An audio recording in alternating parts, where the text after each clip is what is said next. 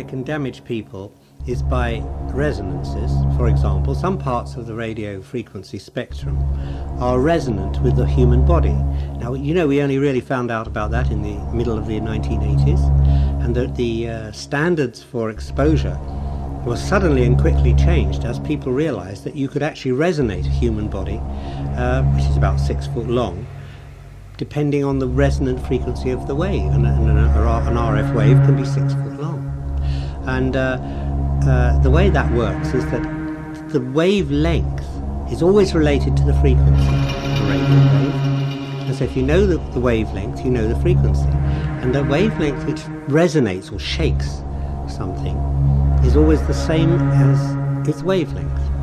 So we can work out which resonant frequencies, for example, would resonate the human skull. And we found that by some unfortunate mischance, the frequency range we have chosen for mobile phones is precisely the same frequency which resonates the human skull. And that is going to lead to a great deal of research, I think, as people wonder whether these mobile phones are harmful or not. Now, way back in 1924, there was a man called Albert Abrams who suggested and used the idea that radio frequencies could be used to diagnose illness and even to create illness or even to cure illness. And he is the original inventor of what was called the black box.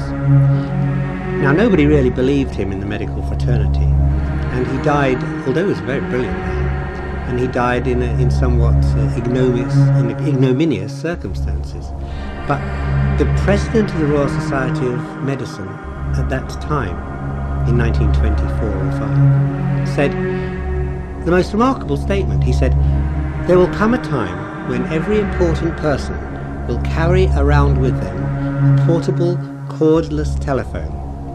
And in that day, on that day, then everyone will begin to realize the importance of Albert Abrams and his work." And he said that in 1924, but it's only today, of course, that we're getting mobile phones. And that prediction is beginning to come true. We are finding that the resonant frequencies of RF radiations can probably cause brain tumors.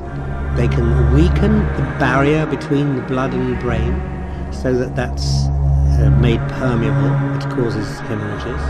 And all of these radio frequencies are having a much more damaging effect on our long-term health than we at first thought.